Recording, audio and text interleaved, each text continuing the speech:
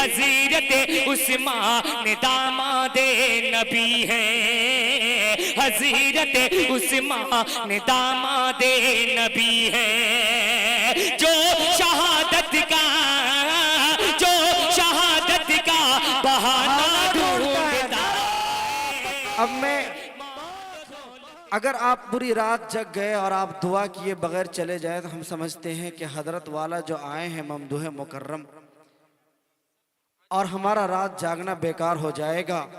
हम हजरत वाला से खुद माजूरत खा हैं कि हमने जितनों की उम्मीद नहीं की थी उतने शायर पहुंच चुके थे, जिसकी वजह से वक्त जो है बहुत ज़्यादा तूल पकड़ लिया। अब मैं बड़े ही अदब व एहतराम से हज़रत मौलाना नज़रुल इस्लाम कासमी अज़्ज़हीरी, झंझारपुर सदर इस्लाह मुआशरा कमेटी बिहार बोर्ड के, उनसे अदबन दरख्वास्त करता हूँ कि हज़रत वाला आए और ख़िताब नायाब फरमाकर और अपने ही दस्ते मुबारक से दुआ फरमाकर रुखसत फरमाएँ। हज़रत मौलाना माइक पर। वबिही नस्तईन अम्मा बाद क़ाल नबी सल्लल्लाहु अलैहि वसल्लम वर्रजुलु राइन अला अहली बैतिही व हुवा मस्ऊलुन अन्हुम वल मरअतु राइयतुन अला बैति बालिहा व वलदिही व हिय मस्ऊलतुन अन्हुम। अल्लाह तबारक व तआला का बड़ा एहसान और उसका करम है कि अल्लाह तबारक व तआला ने हम और आपको इस बाबरकत मजलिस में बैठने की तौफीक अता फरमाई। मैं समझ सकता हूँ कि प्रोग्राम में बहुत मुख्तसर लोग बैठे हुए हैं, लेकिन याद रखिए आप ही सब खुश नसीब हैं, इसलिए कि इस प्रोग्राम की जो निस्बत है वो जनाब मोहम्मद रसूलुल्लाह सल्लल्लाहु अलैहि वसल्लम की पाक ज़ात की तरफ है। और दुनिया में इस तरह की जहाँ भी मजलिसें हुआ करती हैं उनकी निस्बत जनाब मोहम्मद रसूलुल्लाह सल्लल्लाहु अलैहि वसल्लम की तरफ होती है। और आज जो हम सब यहाँ बैठे हैं उसी की निस्बत पर यहाँ बैठे हैं। याद रखिए, आप लोग जरा मुतवज्जो हो जाएं और पूरी तवज्जो के साथ कुछ देर इधर वक्त दें तो बेहतर रहेगा। अहले स्टेज से हम दरखास्त करते हैं जरा आप सबकी तवज्जो इधर होनी चाहिए। एक लफ्ज है निस्बत, ये बहुत ही बेहतरीन जुमला है और निस्बत को आप समझिए, फिर आप जो इस पिंडाल में आज बैठे हैं तो आप अपना मकाम समझेंगे। मैं आपको बताऊं कि निस्बत वो चीज है कि निस्बत से शय बदल जाया करती है। अगर एक लफ्ज है, एक आदमी है जो बड़े ओहदे पर फाइज है, लेकिन अगर उस इंसान से किसी दूसरे कम दर्जे की लोगों की निस्बत हो जाती है तो वो आदमी भी अपने आप को बड़ा समझने लगता है कि हमारी निस्बत फलां से है। तो आपकी जो यहाँ निस्बत है वो जनाबे मोहम्मद रसूलुल्लाह सल्लल्लाहु अलैहि वसल्लम से है। आप जरा निस्बत को समझिए, फिर हमारी बातें आगे होगी। देखिए, ईंट भट्ठा जिसके अंदर ईंट तैयार की जाती है, एक भट्ठा है जिसके अंदर ईंट तैयार की गई है। आप उससे ईंट को निकालें और उस ईंट का इस्तेमाल सड़क बनाने में कर दिया जाए, सड़क बना दी जाए, उस ईंट की कोई कदरो कीमत नहीं है, कोई वकार नहीं है, कोई मंजिलत नहीं है। क्यों कि उस ईंट के ऊपर हर तरह के लोग चल रहे हैं, पाक भी नापाक भी, इंसान भी जानवर भी, चप्पल पहनकर भी, पांव पैदल भी, हर तरह के लोग उस ईंट का इस्तेमाल कर रहे हैं।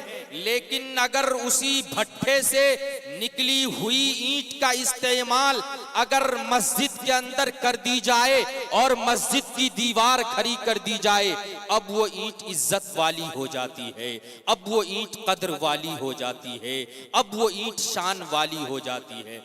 हजराते मोहतरम, लकड़ी एक दरख्त है, दरख्त को आप काटें, उससे आप कुर्सी तैयार करें, दरख्त के एक हिस्से से ये कुर्सी तैयार की गई है। इस कुर्सी की कोई इज्जत नहीं है, कोई वकार नहीं है। क्यों कि इस कुर्सी को हर तरह के लोग इस्तेमाल कर रहे हैं। जो जहां पाया वहीं इस्तेमाल किया, पाक भी नापाक भी हर जगह।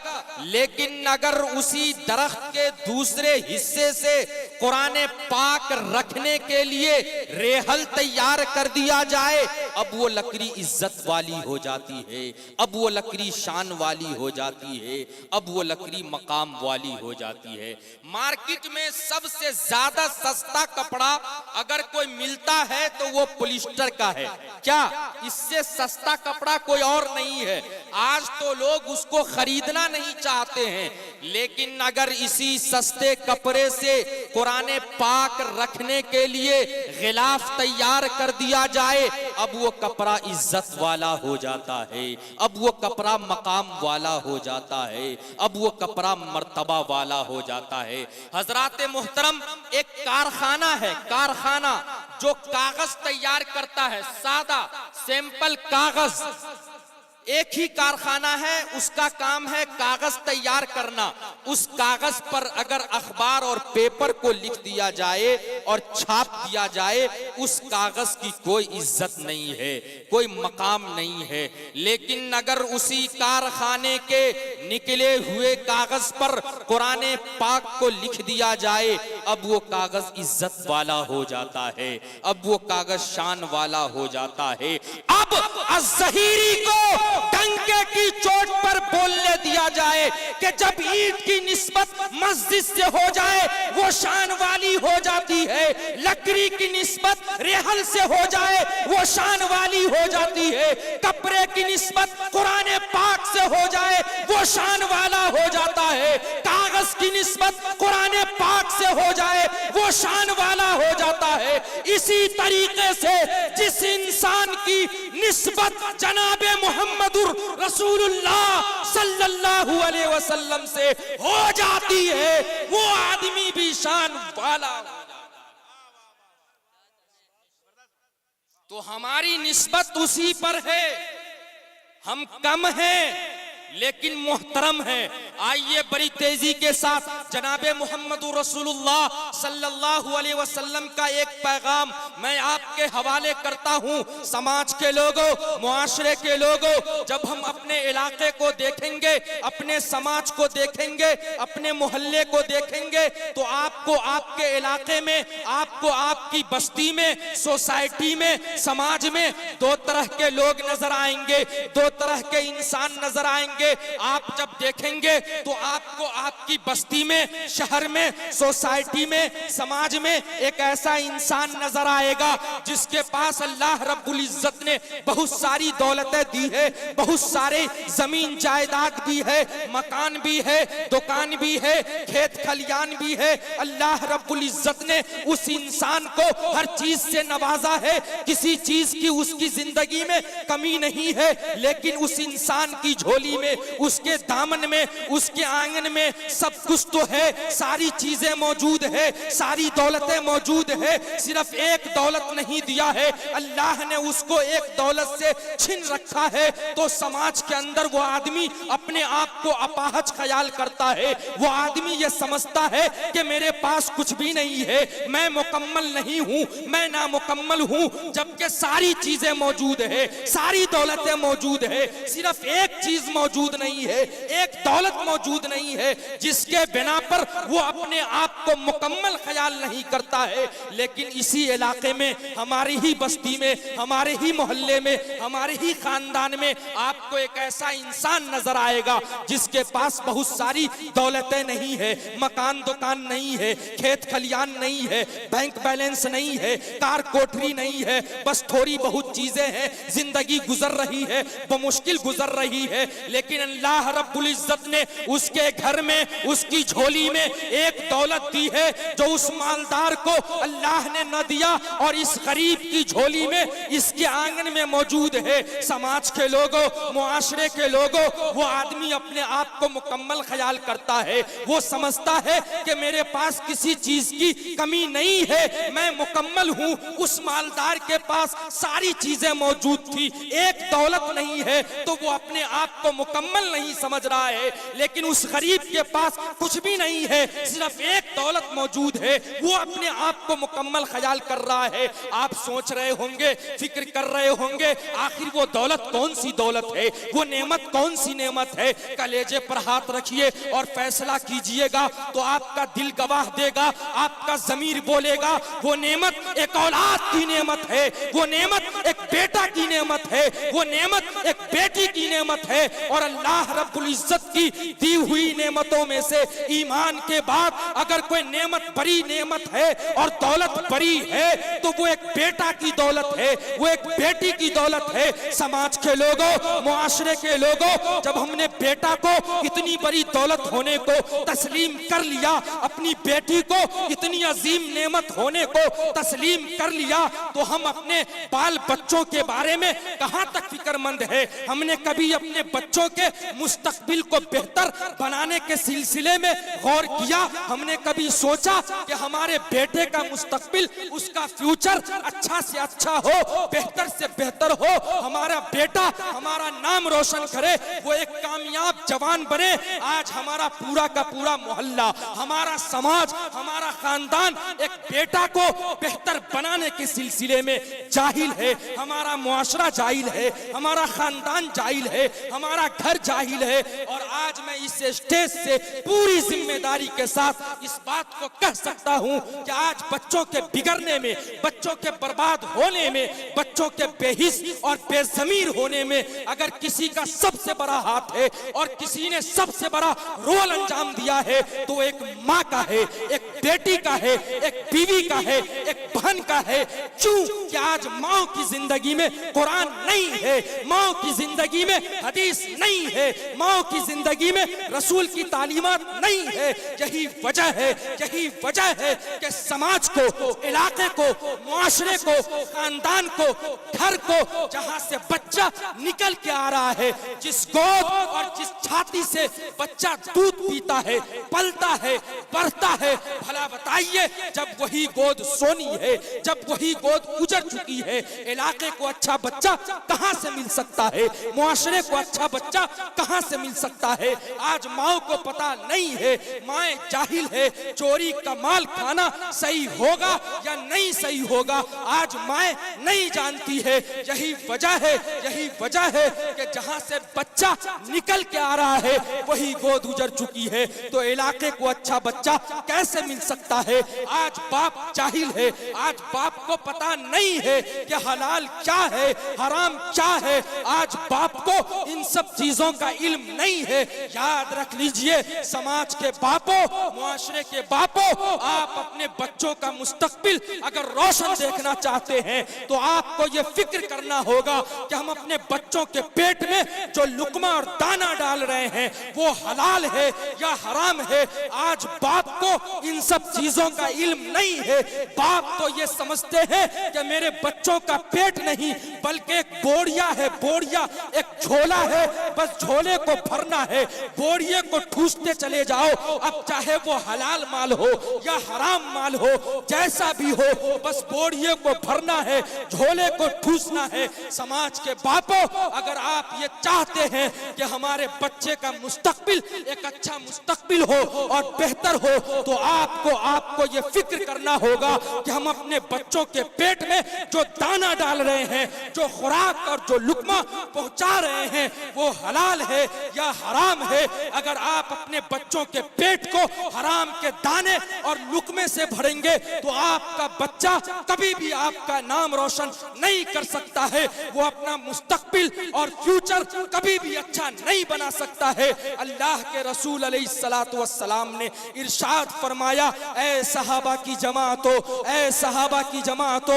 याद रखो याद रखो तुम्हारे जिस्म के अंदर गोश्त का एक टुकड़ा है, तुम्हारे जिस्म के अंदर गोश्त का एक लोथरा है। अगर वो बिगड़ जाए तो सब बिगड़ जाए, अगर वो संवर जाए तो सब संवर जाए। सहाबा ने आका सल्लल्लाहु अलैहि वसल्लम से इरशाद फरमाया, या रसूल अल्लाह, हमारे जिस्म के अंदर आखिर वो गोश्त का कौन सा हिस्सा है, हमारे जिस्म के अंदर आखिर वो गोश्त का कौन सा लोतरा है जिसके बारे में आप इरशाद फरमा रहे हैं कि अगर वो बिगड़ जाए तो सब बिगड़ जाए। आका सल्लल्लाहु अलैहि वसल्लम ने इरशाद फरमाया, वो दिल है, वो दिल है। हाँ, वो दिल है कि दिल के बिगड़ने से सब बिगड़ जाता है, दिल के संवरने से सब संवर जाता है। अरे मियाँ, जब दिल बिगड़ता है तो इंसान की आंखें बिगड़ती है, जब दिल बिगड़ता है तो आदमी का हाथ बिगड़ता है, जब दिल बिगड़ता है तो आदमी का पांव बिगड़ता है, जब दिल बिगड़ता है तो आदमी का ज़हन बिगड़ता है, जब दिल बिगड़ता है तो आदमी शराब के अड्डे पे जाता है, जब दिल बिगड़ता है तो आदमी जुआ के अड्डे पे जाता है, जब दिल बिगड़ता है तो आदमी ज़िनाकारी जैसे जुर्म और सजा के मुस्तहिक बनता है, जब दिल बिगड़ता है तो आदमी गलत रास्ते पर चलता है। अरे मियाँ, जब दिल बिगड़ता है तो कोई अबू जहल बनता है, जब दिल बिगड़ता है तो कोई अबू लहब बनता है। अरे मियाँ, जब दिल बिगड़ता है तो कोई उतबा और शैबा बनता है, जब दिल बिगड़ता है तब जाकर कोई यजीद बनता है। लेकिन जब दिल संवरता है तो आदमी मुत्तकी बनता है, जब दिल संवरता है तो आदमी परहेजगार बनता है, जब दिल संवरता है तो आदमी अल्लाह का मुकर्रब बनता है। अरे मियाँ, जब दिल संवरता है तो कोई तहज्जुद गुजार बनता है, जब दिल संवरता है तो आदमी मस्जिद के करीब जाता है। अरे मियाँ, जब दिल संवरता है तो कोई उस्मान व अली बनता है, जब दिल संवरता है तो कोई सिद्दीक अकबर बनता है, जब दिल संवरता है तो कोई फारूक आजम बनता है। अरे मियाँ, जब दिल संवरता है तब जाकर कोई बिलाल हबशी बनता है। अब आका की बारगाह में कोई ये अर्ज करे कि या रसूल अल्लाह, दिल के बिगड़ने से सब बिगड़ जाता है, दिल के संवरने से सब संवर जाता है, तो फिर आखिर या रसूल अल्लाह, ये दिल बिगड़ता कैसे है और संवरता कैसे है? तब आका की बारगाह से ये जवाब मिलता है कि जब आदमी हराम का लुकमा खाता है दिल बिगड़ जाता है, हलाल खाता है दिल संवर जाता है।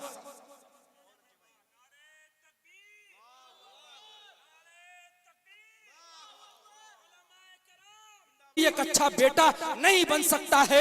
ऐ समाज के लोगों, ऐ मुआशरे के लोगों, आज उसी चिराग को जलाने की जरूरत है। आज एक माँ को वही काम करने की जरूरत है जो काम माएँ बरसों पहले किया करती थी। आज माओ ने अपनी जिम्मेदारियों को भुला दिया, आज माओ ने उन चिराग को बुझा दिया है। यही वजह है कि आज बच्चे पैदा तो हो रहे हैं, मुआशरे के अंदर बच्चे जन्म ले रहे हैं, लेकिन बच्चे किरदार से बेअमल हैं और बच्चे गलत रास्ते पर जा रहे हैं। हमारे इलाके में, हमारे समाज में, हमारे मोहल्ले में लोग इस तरह की बातें किया करते हैं। चौक पर, बाजारों में, गली कूचों में बोलते हैं कि अरे वो देखो फला का बेटा बर्बाद हो गया, फला का पोता बर्बाद हो गया। अरे मियाँ, फला का बेटा बर्बाद कैसे हो जाता है, फला का पोता बर्बाद कैसे हो जाता है? जबकि फला साहब हाजी भी हैं, नमाजी भी हैं, जमाती भी हैं, तब जाकर के उसका बेटा और पोता बर्बाद कैसे हो जाता है? गलती फला की नहीं है, बल्कि गलती वहां हो रही है, गलती वहां हो रही है जहां से बच्चा निकल के आ रहा है, जहां से बच्चा परवरिश पा रहा है।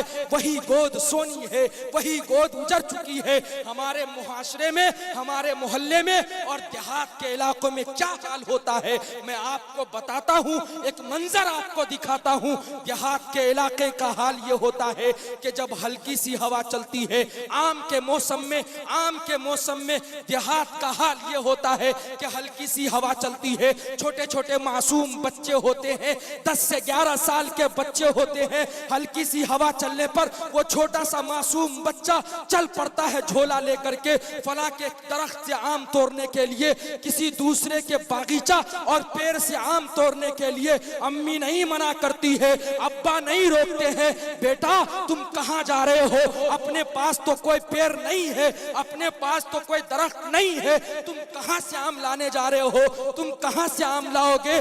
बल्कि अम्मा तो यहाँ और अम्मी तो यहाँ और अब्बा तो इतने तेज तर्रार बने बैठे हैं कि बजाय इसके कि उस अम्मी को मना करने चाहिए, बल्कि अम्मी ये नहीं करती, बल्कि अम्मी इंतजार में बैठी होती है। और जब वो 10 से 11 साल का बच्चा किसी दूसरे के पेड़ से, किसी दूसरे के दरख्त से आम तोड़ के लाता है, आम चोरी करके लाता है, तो वही अम्मी इतनी तेज तर्रार बनी बैठी है कि वो अम्मी फौरन उसी चोरी के आम की चटनी भी बना लेती है और अचार भी बना लेती है, और बड़े शौक से अम्मी भी खा रही है, अब्बा भी खा रहे हैं। और खुदा न खास्ता कभी मस्जिद के इमाम साहब की खाने की दावत आ जाती है तो इमाम साहब के खाने में भी वही चोरी के आम का अचार और चटनी को दिया जा रहा है। शाम के वक्त में जब बच्चा के पेट में दर्द होता है, अम्मी दौड़ती हुई इमाम साहब के पास मस्जिद पहुंचती है, इमाम साहब मेरे बेटे के पेट में दर्द हो रहा है, मेरे बेटे को जरा दम कर दीजिए। उस कमबख्त को पता नहीं है कि तुमने दिन के खाने में इमाम साहब को चोरी के आम का अचार खिलाया था। बताओ इमाम साहब के बिस्मिल्लाह में असर होगा? हमारा मुआशरा यहां जा रहा है, समाज यहां जा रहा है, दुरुस्त इसको करना है, मेहनत यहाँ करनी है। बड़ी तेजी के साथ आइए एक वाक़ये से अपने दिल की नगरी को उजाला कीजिए, और वही चिराग जब जलेगा तो इलाका रोशन होगा, समाज रोशन होगा, मोहल्ला रोशन होगा। वही चिराग को जलाने की जरूरत है, उसी ढंग से और तरबियत के अंदाज को लाने की जरूरत है जो मैं बरसों पहले किया करती थी। उसी तरबियत और उसी अंदाज पर लाने की जरूरत है और चलने की जरूरत है। एक वाक़या सुनिए और वाक़ये से ये सबक हासिल कीजिए कि इंशाअल्लाह आज के बाद हम भी अपने बेटे और बेटी की तरबियत इसी ढंग और अंदाज से करेंगे। बड़ा मशहूर जमाना वाक़या है, दिल्ली की सरजमीन का वाक़या है। दिल्ली को कौन नहीं जानता, आपने भी दिल्ली को देखा होगा, हमने भी दिल्ली को देखा है। हाँ, आपने दिल्ली की जामा मस्जिद को भी देखा होगा, वहां के कुतुब मीनार को भी देखा होगा। लेकिन ऐ समाज के लोगों, आपने अगर दिल्ली के कुतुब मीनार को देखा होगा तो इससे पहले आप वहां के भीड़ भड़क्के को देखा होगा, वहां के मेले और ठेले को देखा होगा, वहां के लगे बाजारों को देखा होगा। लेकिन नहीं देखा होगा तो उसी कुतुब मीनार के नीचे लेटे हुए मर्द दरवेश, मर्द कलंदर हजरत ख्वाजा कुतुबुद्दीन रहमतुल्लाह अलैह के मज़ार अक़दस को नहीं देखा होगा। आइए उसी कुतुबुद्दीन रहमतुल्लाह अलैह के मज़ार को देखिए और उसी कुतुब मीनार को ज़हन में रख करके वाक़ये को सुनिए और ये इरादा करके उठिए कि इंशाअल्लाह आज के बाद हम भी अपने बेटे और बेटियों की तरबियत इसी अंदाज से करेंगे। वही कुतुब मीनार जिसको दुनिया ख्वाजा कुतुबुद्दीन रहमतुल्लाह अलैह के नाम से जानती है, उसी के नाम से कुतुब मीनार है। अभी ख्वाजा कुतुबुद्दीन रहमतुल्लाह अलैह पैदा नहीं हुए हैं, पेट के अंदर परवरिश पा रहे हैं। एक रोज जो है ख्वाजा कुतुबुद्दीन रहमतुल्लाह अलैह के वालिद मोहतरम यानी उसके अब्बा ने अपनी बीवी से कहा, ऐ मेरी बीवी, ये जो तुम्हारे पेट के अंदर बच्चा परवरिश पा रहा है, अगर ये बच्चा लड़का की शक्ल में पैदा हो तो तुम इसको हाफिज़े कुरान बनाना। क्या कह रहे हैं कि तुम्हारे पेट में जो बच्चा परवरिश पा रहा है, अगर लड़का पैदा हो तो तुम इसको हाफिज़े कुरान बनाना। अल्लाह अल्लाह, ख्वाजा कुतुबुद्दीन रहमतुल्लाह अलैह पैदा होते हैं, ऐसे वक्त में पैदा हुए हैं जबकि उसके वालिद मोहतरम दुनिया से गुजर चुके हैं। कुतुबुद्दीन रहमतुल्लाह अलैह बड़े होते हैं, 7 से 8 साल, 8 से 10 से 11 साल की उम्र के अंदर पहुंचे हैं। ख्वाजा कुतुबुद्दीन रहमतुल्लाह अलैह बड़े हुए हैं। उसकी अम्मी है, जहन में बात आती है, ख्याल आता है कि इसके वालिद साहब दुनिया से तो गुजर गए, लेकिन इसके बाप की वसीयत थी कि मेरे बेटे को तुम हाफिज कुरान बनाना। मेरी भी ख्वाहिश है कि मेरा बेटा हाफिज कुरान बन जाए। अल्लाह अल्लाह, ख्वाजा कुतुबुद्दीन रहमतुल्लाह अलैह की माँ है, दिल्ली की सरजमीन है, चक्कर लगा रही है, चक्कर काट रही है, मदरसा को तलाश कर रही है, मस्जिद को तलाश कर रही है, मकतब को तलाश कर रही है कि कहीं कोई मस्जिद नजर आ जाए, कोई मदरसा नजर आ जाए, कोई मकतब नजर आ जाए जहां मैं अपने बेटे कुतुबुद्दीन का दाखिला करवा सकूं और इसके बाप की वसीयत पर अमल कर सकूं। अल्लाह अल्लाह, ख्वाजा कुतुबुद्दीन की माँ है, एक मस्जिद के अंदर दाखिल होती है। दाखिल होने के बाद इमाम साहब से अर्ज करती है, इमाम साहब ये मेरा बेटा कुतुबुद्दीन है, ये मेरा बेटा कुतुबुद्दीन है। आज तक इससे पहले कहीं किसी मदरसे को ना गया, किसी मस्जिद को ना गया। इमाम साहब, जब ये मेरा बेटा मेरे पेट के अंदर परवरिश पा रहा था, उस वक्त इसके बाप की वसीयत थी कि मेरे बेटे को तुम हाफिज कुरान बनाना। इमाम साहब, मेरी भी ख्वाहिश है, मैं भी चाहती हूँ मेरे बेटे को अपने पास रख लें और दाखिला ले लें और मेरे बेटे कुतुबुद्दीन को हाफिज कुरान बना दें। इमाम साहब ने ख्वाजा कुतुबुद्दीन रहमतुल्लाह अलैह को अपने पास में बिठाया है और कहा है, पढ़ो बेटा, औज़ु बिल्लाहि मिनश शैतानिर रजीम, बिस्मिल्लाहिर रहमानिर रहीम। इतना पढ़ना था कि कुतुबुद्दीन रहमतुल्लाह अलैह अलहम्दो शरीफ से पढ़ना शुरू करते हैं और पढ़ते 15 पारा का हिफ्ज़ सुना डालते हैं। इमाम साहब गुस्से से खड़े हो जाते हैं, इमाम साहब का चेहरा सुर्ख हो जाता है, आग बगोला हो जाते हैं और इमाम साहब ने कहा कि ऐ खातून, तुम ये कहती हो कि मेरे बेटे को हाफिज कुरान बना दें, ये तुम्हारा बेटा कुतुबुद्दीन, इसको 15 पारे याद है, तुम मजाक करने आई हो, मेरा इम्तिहान ले रही हो, तुम कहती हो कि इसको हाफिज बनाना है और इसे 15 पारे याद हैं, तुम मुझे जलील करने आई हो। ख्वाजा कुतुबुद्दीन की माँ है, पर्दे के अंदर ज़ारो के तार रो रही है। रोते रोते उन्होंने कहा कि इमाम साहब, ये मेरा बेटा कुतुबुद्दीन आज तक किसी मदरसे को ना गया, किसी मस्जिद को ना गया, मैं पहली मर्तबा आपके पास लेकर आई हूँ। मुझे नहीं पता कि इसने 15 पारे कहाँ याद किए हैं, मुझे नहीं मालूम, लेकिन इमाम साहब एक बात जरूर है, वो ये कि मुझे खुद 15 पारे याद हैं और मैं खुद 15 पारे का हाफिजा हूँ। और जब तक ये बच्चा 9 महीने मेरे पेट के अंदर परवरिश पाता रहा, मैंने दुनिया में जब भी कोई काम किया कुरान पढ़ने के आलम में किया। इमाम साहब, मैं खाना बनाया करती थी, कुरान पढ़ने के आलम में बनाया करती थी, मैं झाड़ू लगाया करती थी, कुरान पढ़ने के आलम में लगाया करती थी। इमाम साहब, हो सकता है वही नूर जो मेरे सीने के अंदर है, अल्लाह रब्बुल इज्जत ने 9 महीने के आलम में मेरे पेट के अंदर मेरे बेटे कुतुबुद्दीन के सीने में उतार दिया। इमाम साहब खड़े हो गए और तड़प गए और कहा कि ऐ खातून, यही बात हक है और यही बात सच है, जो नूर तेरे सीने के अंदर है, तेरे पेट के अंदर अल्लाह रब्बुल इज्जत ने तेरे बेटे कुतुबुद्दीन के सीने में उतार दिया हो। ऐ समाज के लोगों, ऐ बापो, ऐ माओ, आज इसी चिराग को जलाने की जरूरत है। आज अगर एक बाप, अगर एक माँ अगर इसी अंदाज को ले ले, अगर इसी तरबियत को देख ले, तो समाज का कोई भी बच्चा बेकार नहीं होगा, खराब नहीं होगा।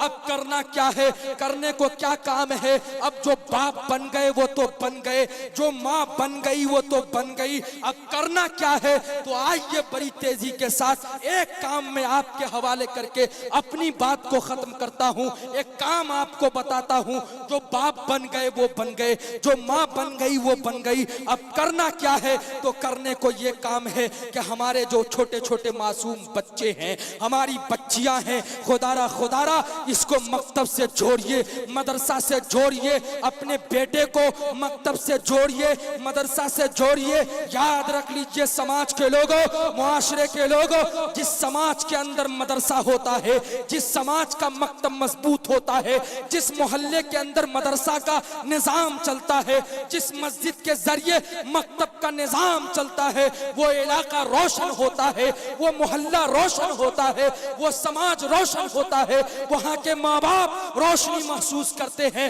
हमने मकतब को नहीं समझा, हमने मकतब को नहीं समझा, मदरसा को नहीं समझा, हम छोटे मकतब और मदरसे की अहमियत को नहीं समझे। याद रख लीजिए समाज के लोगों, मकतब रीढ़ की हड्डी है, मदरसा रीढ़ की हड्डी है। आप अपने बच्चों को मदरसा से जोड़िए, ये ना देखिए कि मकतब के जरिए से हमारा बेटा कितनी बड़ी तालीम हासिल कर सकता है, हमारी बेटी कौन सा सबक पढ़ सकती है। नहीं नहीं नहीं, मैं बताता हूँ आपके इमाम साहब आपके बच्चे को आपके मदरसे के जरिए और आपकी मस्जिद के तहत जो मकतब का निजाम चलता है उसके जरिए आपके बच्चे को वो सबक पढ़ाने का काम करते हैं और वो तालीम देते हैं। जो सबक पढ़ाना किसी बड़े इदारे का काम नहीं है, जो तालीम देना किसी बड़ी यूनिवर्सिटी का काम नहीं है।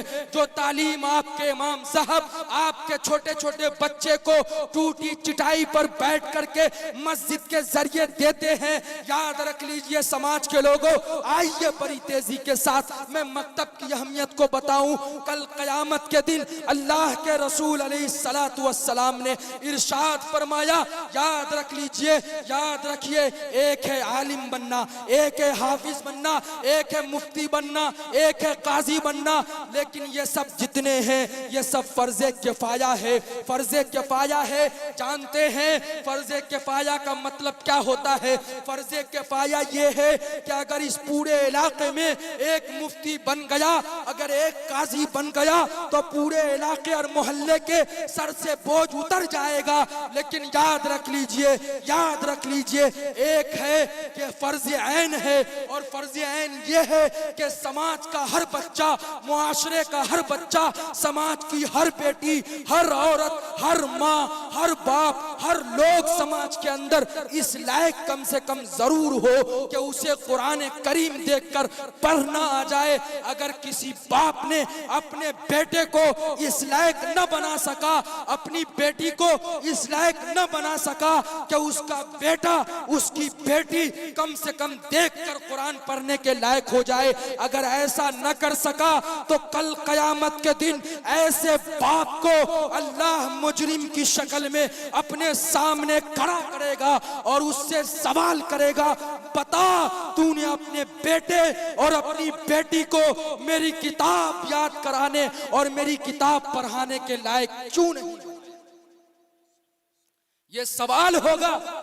ये आपके इमाम साहब मकतब के अंदर तालीम देते हैं। आप ये समझते हैं कि छोटे से इदारे कितनी बड़ी तालीम देते हैं। आइए आइए जरा करीब आइए और अहमियत मैं बताता हूँ। ये मकतब क्या है, मदरसा क्या है, जरा इसे और सुनिए। याद रख लीजिए, हमारे इलाके में, हमारे मोहल्ले में, हमारे समाज में एक गुनाह हो रहा है जिसे बंद करने की जरूरत है। वो गुनाह आज परवान चढ़ रहा है, उस गुनाह को रोकने की जरूरत है।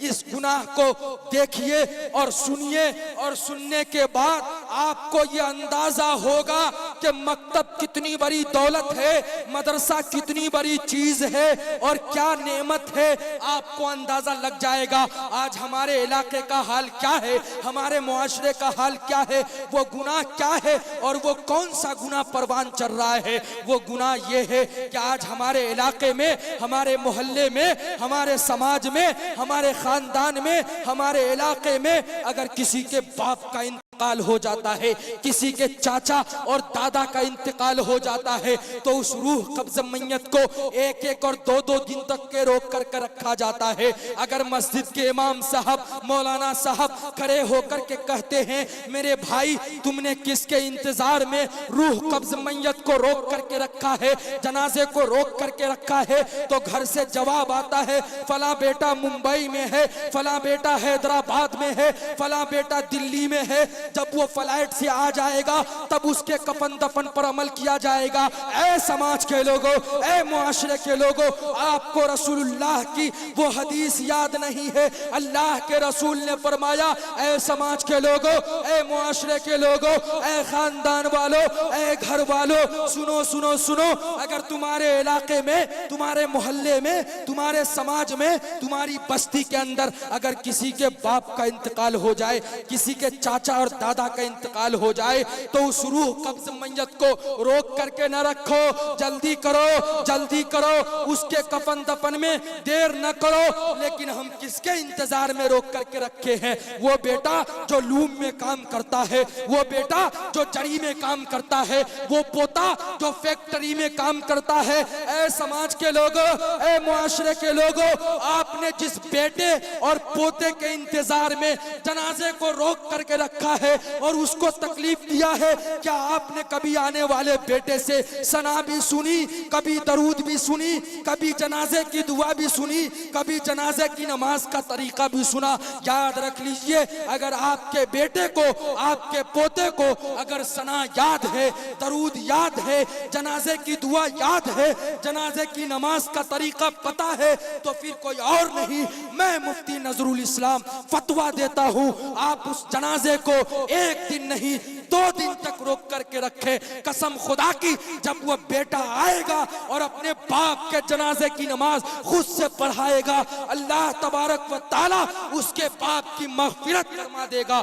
लेकिन किसी जाहिल, किसी गंवार, किसी लूम में काम करने वाले, किसी जरी का काम करने वाले, किसी फैक्ट्री में काम करने वाले बेटे और पोते के इंतजार में जनाजे को रोक करके मत रखिए। ऐ समाज के लोगों, ऐ मुआशरे के लोगों, ये आपके बच्चे को जनाजे की तालीम, सना की तालीम, जनाजे की नमाज का तरीका, अत्तहियात, ये कौन आपके बच्चे को पढ़ाता है?